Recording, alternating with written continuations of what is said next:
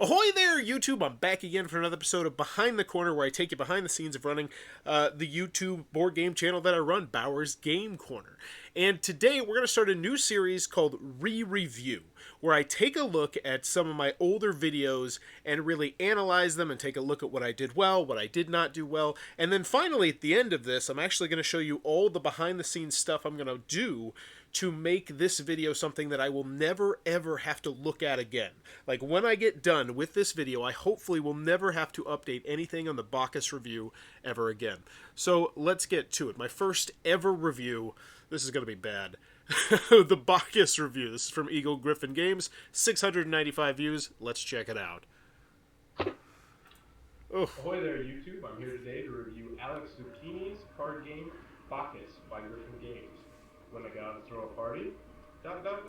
Okay, so that really loud brrr sound is my laptop because it overheated quite frequently. So what I was trying to do was I was actually propping the laptop up in a weird angle so that it wouldn't overheat, but it still, as you saw, started to overheat. Anyway, the game is for 3 to 5 players, ages 10 and up, and it takes about 20 to 30 minutes to play with about a 5-minute setup time. So it's a nice, quick little filler game when you're waiting for someone to get there with Arkham Horror or whatever. Only Arkham Horror. The box is about an inch this way, about 6 to 8 inches this way, so it will not take up too much of your I don't know why I felt the need. I used to do this all the time, and this is going to be something we're going to see a lot. I used to tell the box measurements. Like, that was a big thing. I used to take rulers and measure it. It was like, what was I thinking? Which is nice. And the artwork is not too bad, especially on the outside of the box. Inside the unboxing, you slide it off. You get about 130 to 140 cards, I believe it is, and a little 2-page instruction manual. I love the fact that I didn't take the time to just see how many cards it was. I just gave this rough 130 to 140, somewhere in their very oddly specific range. First time you read the instruction manual, you'll be a little bit confused just because of the terminology. Don't worry, the game is extremely easy to learn, and it's quite a bit of fun. Included, you get Bacchanalia Cards, which are these cards, which have 1, 2, and 3 points. You're going to set those out, and you're going to put nymphs into the pile. These are the nymphs, and they come in 5 separate colors. You're going to set them out into 5 piles, and you're going to get some into your hand. The way to win the game is by having the most of certain colors of nymphs. Say, for my game, I'm going to focus on collecting orange nymphs and green nymphs. Now, if I have the most green nymphs at the end of the game, I'm going to go back to the Bacchanalia pile. If there's 2 green nymphs in the Bacchanalia pile, I get 2 points for each of those nymphs, 3 points for each of them, 1 point in the 1, 2, and 3 pile. So what you're going to be trying to do is to put... So what I'm doing wrong here, I think, is giving way too much information with so little. Like, I'm showing so little, but I'm giving so much information. By like going into like the point structure and stuff like that. I don't know if that's what I should really do, and I've kind of tried to skew away from that. When I do overviews of games and reviews, I try and just do them a lot more broadly now to give you more of an idea of what the game is about, and less about like, oh, you get 6 points if you score this Bacchanalia with the red-green guy, you know, because it just didn't make sense to me. So I'm very interested to see how much I've changed, because I don't see much. Honestly, I don't see much of what I do now in this video right here at all. And I think that is really interesting. And man, I was looking good. I was a good-looking dude. Put the colors that you want into the expensive pile. So if you want green and orange, you're going to put green and orange into the 3 pile, and you're going to put yellow and pink into the 1 pile because you have no need for this. The way you do that is by playing action cards, which you'll draw. What this means is you're going to look at the nymph pile, you're going to put the first nymph you draw into the 3 pile, second into the 3 pile, and the third one into the 2 pile. Also, when you play this, you'll be able to choose one that you can put into your hand. So for me, if I was, say, trying to collect the green, or the 2 oranges would go into the 3 pile, and the green would go into the 2 pile. So bad. Now, if I'm confident I've got orange in the bag and I've got enough, I would say, all right, I'm going to put these 2 oranges into the 3 pile, and I'm going to... And the reason why I say this is so bad is it just feels... The way I'm talking to you, the viewer, is like you already know how to play. I feel like I'm just not explaining the game very well at all, and I don't like that. I don't like it. Bad first review. This is gonna be rough. Keep the green card, because when you're using the action cards, you can keep one for yourself, which is how you collect the cards. Also, you get dealt satyr cards. These are special cards which allow you to take 2 off the top of the nymph pile, or take 2 from other people's hands. Wow. Overall, I'd say it's a pretty good game. I give it about a 7 out of 10. It's a nice little filler game. It's not going to hurt you too much in the wallet. I would recommend it. I will say, though, I played about 3 to 5 games. I've won every game I've played because there is a little strategy, which I'll give you now. Ooh, little tip! Each color has 14 cards, which means you can count in the Bacchanalian pile. So if there's 6 greens in the Bacchanalian pile, you'll realize that there's 8 nymphs left. So if you can collect 4 of those, you're going to tie for first place and get those points. If you can collect 5, then you instantly are going to win that. I kind of like that pro tip at the end, because here's my thinking. If I just got done playing this, and I know a lot of people do this, I do this with movies. I'll go see what other people think of movies to see if my opinions are the same as theirs. So maybe they just got done playing this, and they see that strategy, and they're like, oh, dang, that's a good strategy. I'm going to do that next time I play Bacchus. I wish I would do that more at the end of videos. That's really neat. I do like what I got going on here, because now we're really going to be breaking down how I'm going to make this video something I never have to touch again. So up here in the left-hand corner, it's got subscribe to the channel. It's got my most recent, I don't know what these are, Patreon, and 2 other videos. Make sure nothing crazy happens. Last 18 seconds. On either screwing over other people or collecting a different color. I would recommend this game, and I'm planning on doing more reviews, so if you like this video, be sure to subscribe, and I hope to put up about a game or 2 every week. Thanks for your time. A game or 2 every week. 8 years ago. Wow. Okay, so I would consider this to be a turd of a review. It's got 5 likes. People are kind. But you know what? And there's the thing. When you're analyzing yourself, you can be hypercritical. If this were someone else, I would feel like an absolute D-bag saying the things I'm saying. But because it's myself, I can really look at it and say, you did that crap, you did that crap. But let's talk about the new thing. So the new thing that I add now in my cards, and this is everything, this is going to be in every single video ever, is want to help the channel, consider supporting the Patreon, obviously. Purchase the game on Amazon. So this is an Amazon associate link. It will take them directly to Amazon, and for the game, and if they buy it, I get a small portion. If they buy anything, for more information, I send them to Board Game Geek, because I love Board Game Geek. And then this is the one that I'm adding to everything for the future, is get a peek behind the scenes and join my Facebook group, because I've been realizing I really would like to get my Facebook group to grow, because I use Facebook a lot, and I would really, it just feels a lot more personal to me than Twitter or YouTube. And maybe that's just because I haven't cultivated a great Twitter or YouTube, area before. And maybe that's something I should try and do. I don't know. This is all kind of coming at me fast. But then it says from the publisher, I give a brief description about the game. But now I'm going to show you where I'm really going to try and do some different things. And I had this idea, which was to start making a boatload of playlists. So how I'm going to do this is I'm going to go to every single game on Board Game Geek, and I'm actually going to look at it. So card drafting, hand management, and set collection. So I do card drafting games. Okay? Now, this is a new playlist, right? Boom. No, I gotta create the playlist. New playlist.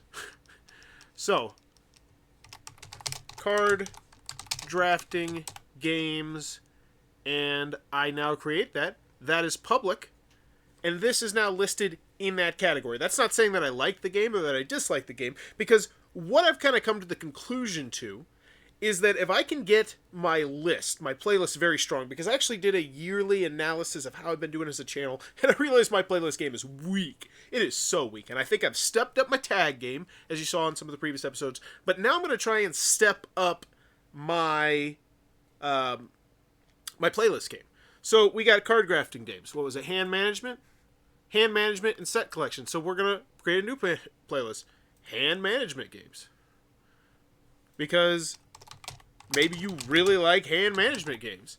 And if you see that I have a list here with like 80 hand management games, you're like, oh, that kind of gets me excited. That's my favorite thing. I didn't even know this was my favorite genre. So hand management games, boom, create. And then last but not least, we have set collection, but we're also going to do mythology. Maybe we do themes. Why not?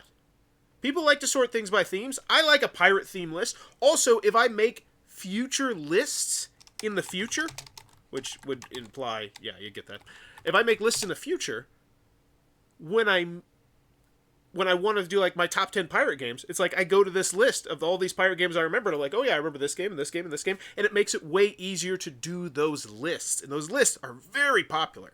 So set collection games, boom, public list. Now, some people might say maybe you'll have too many lists. And mythology games. Oh, I need to put it in the new playlist. And I thought about that for a while. And so the thing that I really did was I went into incognito mode. And I just went to my YouTube channel and looked at just what it looks like from everyone else's perspective. Because normally you don't do that too much. At least I don't do that too much, and maybe I should. Mythology themed games. Yeah, that's great. That's great. That could be a whole public playlist. And maybe people who like mythology get into this. Oh my gosh, I'm so excited about this idea. So we take everything off the Board Game Geek list, and we put it on there. I'm not going to put card game on there. I think that's a little bit ridiculous. 20 to 30 minute games. Yeah, I think that's a great one. Because, you know, if you like this game and you're looking at this game, then this game most likely is that time length is something you like. So you want more hobby games that are that time length, in theory. So 20 to 30 minute games. This is a whole new subcategory I'm creating here that you didn't even know maybe you wanted, but it's there. Now, how do I make this work, though? So that's the big question, because right now people aren't clicking on my lists in the first place. And you say, why would anyone click on your list now? So maybe we hedge our bets a little bit, because that's the beauty of YouTube. And it's not even hedging our bets. I feel like I'm trying to like manipulate people into clicking my videos, but that's the name of the game. That's exactly what I'm trying to do. So we look at cards, and we go over here to cards, and we start saying playlist, okay? Because normally what I do is I'll put video cards, and it will say, check out the unboxing video, or the thoughts from the corner video, or whatever it may be, an interview. However, what I'm going to try doing now is instead putting this as a playlist. So we go, yeah, oh, they're actually all right here. Can I do more than one at a time? No, I can't. So 20 to 30 minute playlist, and we create a custom suggested 20 to 30 minute games. Boom. And then they click on it, and there's going to be a whole bunch of 20 to 30 minute games there. And and now they're in a YouTube vortex, as we call it, you know, where you kind of get lost in YouTube and you're like, whoa, 6 videos later, like, what am I looking at? Clear my search history. But I create a YouTube portal of my videos. Maybe it works. Only one way to find out, right? So custom message, teaser text. Do I need any teaser text? Love 20-minute games. You know what? I kind of think I like what it was already up there, you know, just suggested 20 to 30 minute games. Boom. So we're just there. And you say, oh, I like 20 to 30 minute games. But that's not all. That's not all we're doing with the cards. Because we're going to get real nitty gritty. We are going to, oh, can I only do one playlist? No, I'll add another card. Which is once again going to be another playlist. And we're going to do mythology themed games. Because maybe you're looking at Bacchus 8 years later because you like mythology themed games. And you see what I'm doing here. And I don't know how many cards I'm actually allowed to do here. Like, that's the real question. Could it be the kind of thing where just 8 cards would pop up? I mean, because for some for some complex games, you got to realize there might be 8 mechanisms in play.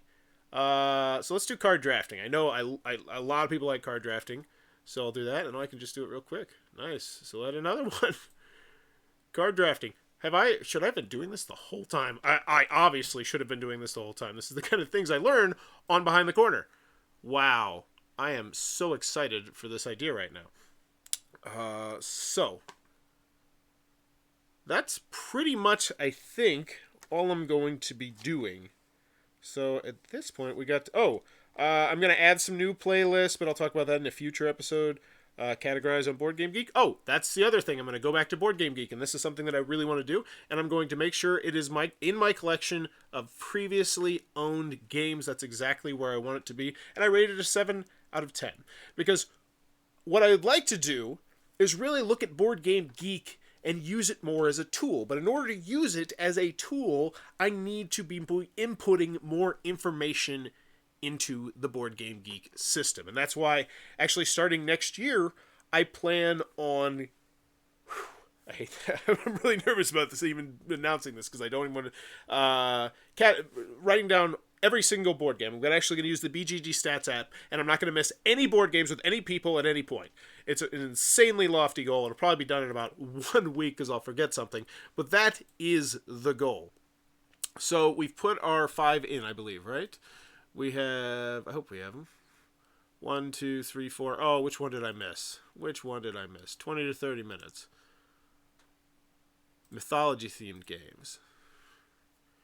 Card drafting games.